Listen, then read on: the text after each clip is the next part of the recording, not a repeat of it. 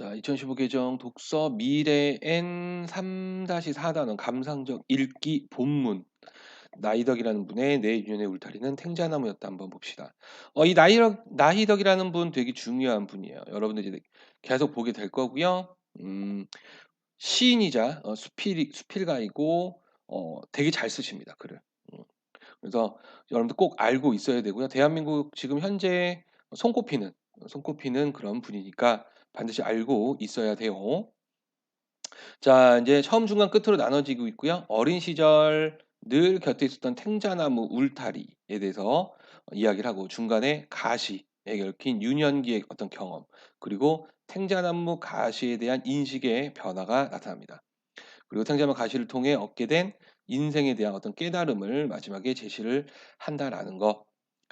자, 그래서 이렇게 내용을 질문해 보자. 그래서 울타리의 의미가 뭐냐, 그죠? 그 다음이 유년의 울타리가 탱자나무라고 한 이유가 뭐냐? 그 다음이 탱자나무가 이렇게 어떤 경험을 하고 있느냐, 이렇게 질문을 해볼 수가 있겠네요, 그죠? 자, 한번 봅시다. 처음, 어린 시절, 그죠? 어린 시절이니까 회상이죠, 과거 회상.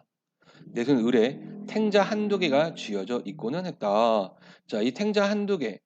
자, 탱자를 통해서 이제 과거를 떠올리는 거죠, 어린 시절. 그래서 과거 회상의 매개체가 됩니다. 이 탱자를 통해서 과거를 떠올렸으니까. 탱자가 물렁물렁해질 때까지 쥐고 다니는 버릇이 있어. 내 손에 늘 탱자 냄새가 났었다. 크고 노랗게 잘 익은 것은 먹기도 했지만 아이들은 먹지도 못할 푸르스름한 탱자들을 일 없이 따다가 아무데나 던져놓곤 했다. 나 역시 그런 아이들 중 하나였는데, 그렇게 따도 탱자가 남아돌 만큼 내가 살던 마을에는 집집마다 탱자나무 울타리가 많았다. 탱자나무 많았었나 보네, 그죠? 지금도 고향 하면 탱자의 시큼한 맛, 탱자처럼 노랗게 된 손바닥, 오래 남아있던 탱자 냄새 같은 것이 먼저 떠오른다 하겠습니다. 그래서 지금 보면 이제 고향을 떠올릴 때 뭐예요? 맛, 그렇죠? 그다음 노랗다, 그다음이 냄새. 그래서 지금 미각, 그다음에 노랗다 시각, 냄새 후각, 이런 다양한 감각을 활용해서 고향의 느낌을 이야기하고 있네요. 자, 그리고 뾰족한 탱자 가시에 침을 발라 손바닥에도 붙이고 코에도 붙이고 놀던 생각이 난다.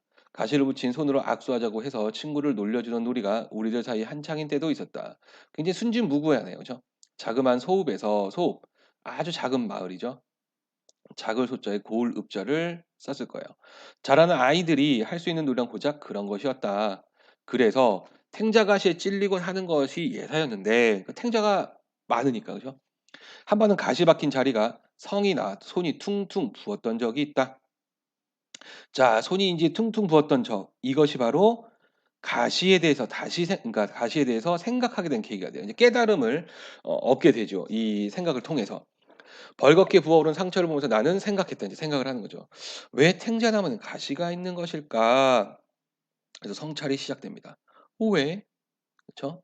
그리고 찔레꽃, 장미꽃, 아카시아. 자, 왼쪽 날개 한번 볼까요?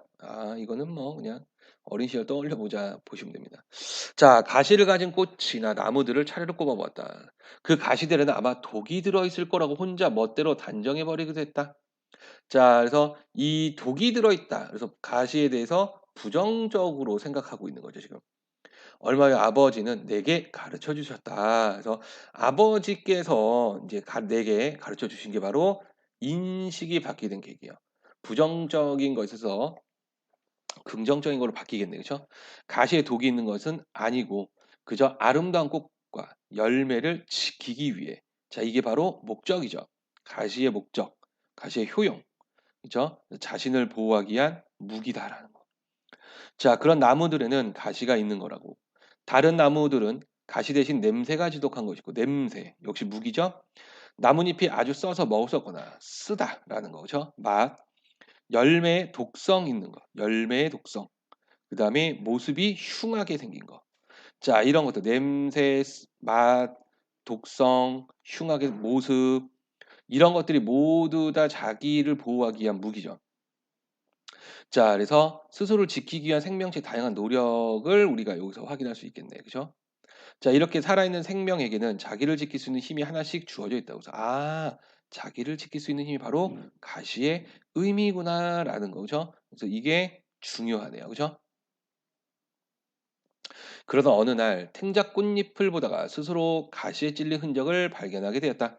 바람에 흔들리다가 제 가시에 쓸렸으리라. 스스로를 지키기 위해 주어진 가시가 때로는 스스로를 찌르기도 한다는 사실에 나는 알 수 없는 슬픔을 느꼈다. 자, 스스로를 지키기 위해서 했는데 스스로를 찌르기도 한다. 바로 양면성을 이야기하고 역설을 이야기하죠. 그죠? 자, 왜냐하면 지킨다 플러스 근데 찌른다 마이너스. 그래서 모순이 일어나요. 그렇죠? 그래서 역설이 됩니다. 자, 그걸 어렴풋하게 느낄 무렵 소읍에서의 내 유년은 끝나가고 있었다. 언제부턴가 내 손에는 더 이상 둥글고 향긋한 탱자열매가 들어있지 않게 되었다. 이제 약간 이제 성장을 했네, 그죠? 그 손에 무거운 책가방과 영어 단어장이, 그 다음에 누군가를 향해 던지는 돌멩이가, 때로는 술잔이 들려 있곤 했다 하겠습니다. 자, 지금 보면 이제 무거운 책가방, 영어 단어장 얘는 학창 시절을 이야기하는 거고요. 그렇죠? 그다음에 이제 돌멩이, 그다음이 술잔.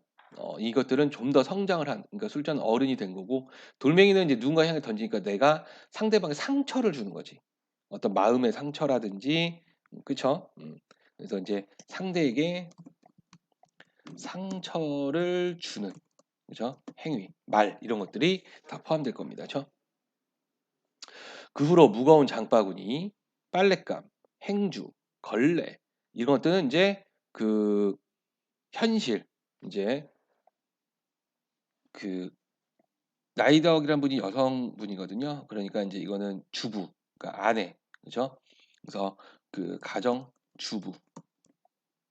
주부임을 알 수가 있겠네요. 그죠?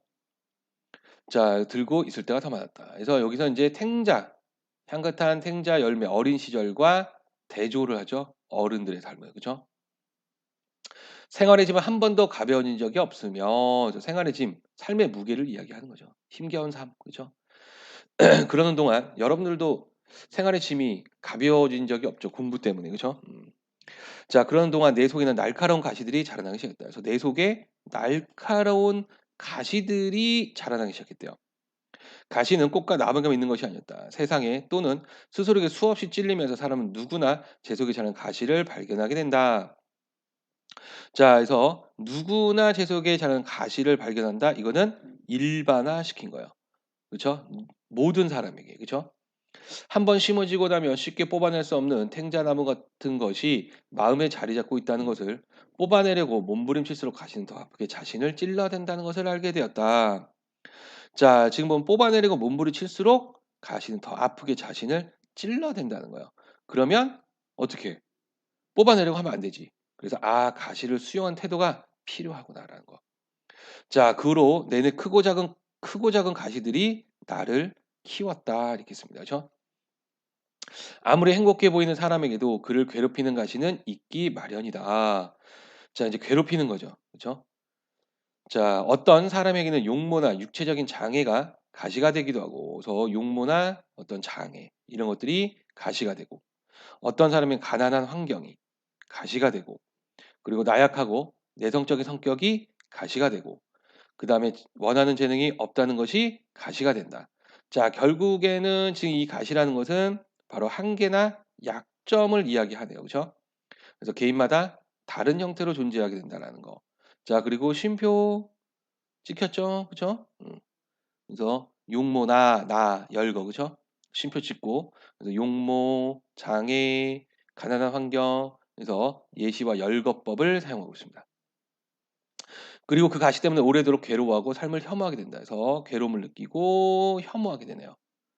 자, 노트레크라는 화가는 부유한 귀족의 아들이었지만 사고로 인해 두 다리를 넘기기 전에 날개 보고 한번 갈게요. 그래서 아버지가 가르쳐준 가시의 의미 여기 그쵸? 나와 있죠. 그쵸?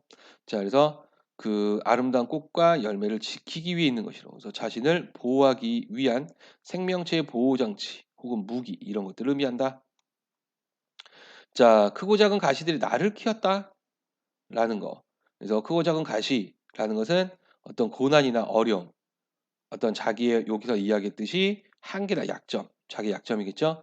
자, 이를 부정하고 외면하기보다는 수용하고 받아들여서 그렇죠? 이 고통을 슬기롭게 이겨내 왔다는 것을 의미하죠.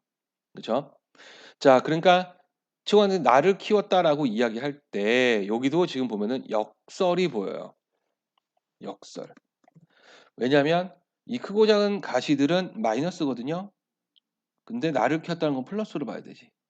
그쵸? 나를 고통을 준 것이 아니라 나를 키웠다니까. 그쵸? 자, 다음 페이지로 한번 볼게요. 두 다리를 차를 다쳤다. 그로 인해 다른 사람보다 다리가 자유롭지 못했고 한쪽 다리가 좀 짧았다고 한다. 그래서 지금 장애가 생긴 거죠. 이 못했고 좀 짧았다. 이게 뭐가 되는 거야? 가시가 된 거지. 장애가. 그쵸? 다리 때문에 비관한 그는 방탕한 생각 때 결국 불우한 생을 마감했다. 그런 절망 속에서 그랬던 그림들은 아직까지 남아서 전해진다.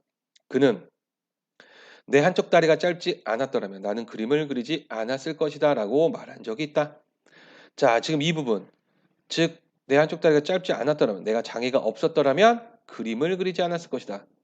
그러니까 장애가 없었다면 가치 있는 예술품을 남기지 못했을 것이라는 거예요. 이 장애가 자기를 키운 거네. 그죠?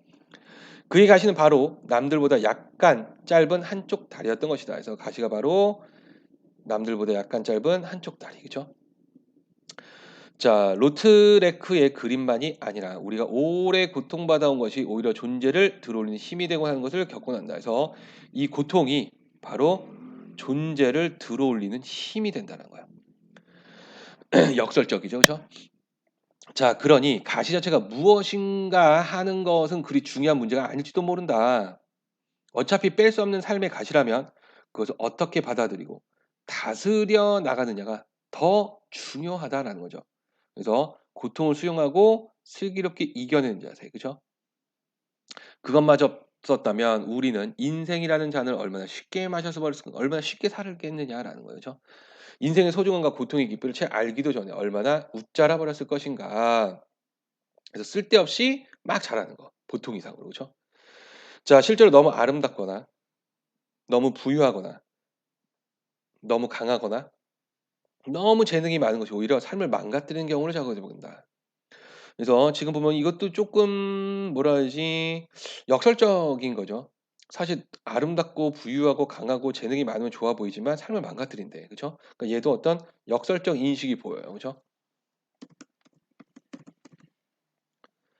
자, 그런 점에서 사람에게 주어진 고통, 그 가시, 날카로운 가시네요. 그죠? 그를 참으로 교묘하게 만들어 준 선물일 수도 있다는 거죠. 그죠? 왜요? 성숙하게 만들어 주니까. 그죠? 그리고 뽑히기를 간절히 바라는 가시야말로 우리가 더 깊이 끌어안고 살아갈 존재인지도 모른다 이렇게 했죠. 그래서 이 가시가 바로 더 깊이 끌어안고 살아야 할 존재, 역시 역설적 인식이 나타납니다. 뽑아내는 것이 아니라 계속 그 생각을 하고 그걸로 인해서 성장을 해야 된다라는 거네요. 그죠? 자, 그러면 교수님 깨달음이 무엇이냐? 그래서 생자나무 가시가 있어요. 그래서 누구나 마음속에 바로 가시가 자라고 있다라는 거. 그래서 상처를 입기도 하고 근데 나를 지켜주는 힘이 된다. 자, 그럼 어떤 깨달음을 얻느냐? 바로 이 고통, 가시라는 것에서 벗어나려 하기보다는 그러니까 어려움, 고통과 어려움, 자, 이를 받아들여야 한다라는 거. 자, 그리고 고통을 다스리며 조금씩 성장할 수 있다. 그리고 인생의 소중함을 느낄 수 있다. 그리고 겸손해질 수 있고요. 성숙할 수 있다라고 이야기를 하고 있습니다. 그죠? 왼쪽 날개 한번 봅시다. 자, 삶의 가시가 없었다면 인생이라는 잔을 쉽게 마셔버렸을 것이라는 말의 의미가 뭘까? 그러니까 쉽게 쉽게 살아간다는 거죠. 그러니까 어떤 지금 보면은 이 고난이라는 게 없다면 자신이 가진 것에 어떤 감사함을 알지 못할 것이다. 그리고 삶에 대해 겸허한 자세를 지니지 못할 것이다. 즉 인생의 어떤 소중함, 그다음에 인생에서의 어떤 고통의 깊이와 의미 이런 것들을 알지 못했을 것이다라는 의미라는 거죠. 그래서 얘도 중요합니다. 그렇죠? 암기를 하셔야 해요. 자, 그래서 우리가 끝부분을 한번 가보도록 할게요. 자, 가시 박힌 상처가 벌겋게 부을라 마음이 쉽게 가라앉지 않는 날, 즉 상처가 쉽게 가라앉지 않는다. 그러니까 고통, 한계나 약점 때문에 이제 괴로운 거죠. 나는 고향의 탱자나무 울타리를 떠올리곤 한다. 그러니까 괴로울 때는 고향을 떠올리는 거야. 둥근 탱자를 손에 쥐고 다니던 그때, 탱자 가시로 장난을 치고 나던 그때, 역시 열거법을 사용하고 있어요. 그쵸? 열거. 그쵸? 자, 내 삶에 이런 가시들이 돋아나리라고는 짐작조차 할 수 없었던 그때. 그 평화롭던 유년의 울타리가 탱자나무로 되어 있다는 사실이 내게는 어떤 전언처럼 받아들인다. 자, 그래서 이 울타리가 탱자나무로 되어 있었다. 이 전언이다라고 있는데요. 말을 전하는 거거든요. 그러니까 메시지라는 거지. 자, 그러니까 그 메시지가 뭐예요? 깨달음일 거고요. 결국에 인생에서 누구나 가시를 가지고 살 수밖에 없다라는 거지. 그죠? 내게 열매와 꽃과 가시를 처음으로 가르쳐 준 나무. 내가 살아가면서 잃어버려야 할 것과 지켜야 할 것을 동시에 보여준 나무. 자, 그래서 잃어버려야 할 것, 버려야 할 것과 그럼 지켜가야 할 것. 그렇죠? 그래서 이 잃어버려야 할 것은 이제 가시를 부정하는 태도 이런 거 버려야 되고요. 그다음에 가시를 통해 얻은 겸허한 자세는 지켜야 한다. 그죠? 그러면서 나와 함께 좁은 나이테를 늘려가고 있을 탱자나무. 눈앞에 그 짙푸른 탱자나무를 떠올리고 있으면 부어오른 마음도 조금은 가라앉게 되는 것이다. 그래서 이 가라앉게 된다라는 것이 바로 위로를 받는 거예요. 그렇죠? 언젠가 그러니까 어떤 위로를 받겠어요? 삶은 원래 고통스러운 거야. 그러니까 그걸 받아들여야지라고 생각하면 이제 쪼끔 버틸 수 있는 힘이 된다라는 거죠. 언젠가 탱자나무 울타리를 다시 지나게 된다면 점점점 이제 생각을 하는 거지. 아마도 나는 그 사이에 더 굵어진 가시들을 조심조심 어루만지면서 몰아 중얼거릴 것이다. 그러고는 오래전에 잃어버린 탱자 하나를 슬그머니 따서 주머니 넣고는 그 푸른 울타리를 총총히 떠날 것이다. 만일 가시들 사이에서 키워낸 그 향기로운 열매를 내게도 허락해 준다면 자, 그 향기로운 열매 바로 고통을 받아들이고 견딘 결과. 그죠? 이걸 이야기하네요. 그래서 갈래는 경수필입니다. 가별경자를 사용했거든요. 그래서 내용이 가볍다라고 생각하시면 되고요. 내용이 가볍다라고 이야기한 거는 개인적인 거예요. 개인적 또는 신변 잡기적이라고도 합니다. 신변 잡기가 뭐냐면 몸신자의 주변 변자야. 잡다가 잡다하다는 거 기록. 내 주변에 아주 사소한 것들, 사소한 것들을 기록하는 거고 그래서 교훈을 주죠. 그리고 감정을 표현했고 체험을 제시했습니다. 그래서 삶에서 만나는 상처와 고통을 회피하지 않고 슬기롭게 이겨내는 것의 중요성, 받아들이고 이겨내는 것. 특징 이제 중요하죠. 그렇죠? 자, 경험을 토대로요. 얻은 깨달음을 제시했고 교훈을 전달하고 있습니다. 그다음에 핵심 소재인 가시의 의미를요. 구체적인 예를 통해 설명했죠. 그렇죠? 그다음에 주제를 제시하기 위해 구체적인 사물을 통한 비유, 그다음이 시간의 흐름에 따라 그 세상과 변함을 보여주고 있습니다. 자, 이렇게 해서 지금 날개 쪽 이것도 봐야되네. 그죠? 나에게도 탱자나무 같은 존재 그러니까 위로를 받는 존재. 그죠? 뭐 이렇게 읽어 보면 되겠네요. 그죠? 그러니까 깨달음을 주고 자신을 성찰하게 만들어 주는 존재가 무엇이냐 이거는 생각해 보세요. 시험 문제 이제 내기는 좀 그렇고. 그죠? 자, 여기까지가 본문이었고 이제 이어서 학습 활동을 가 보도록 하겠습니다.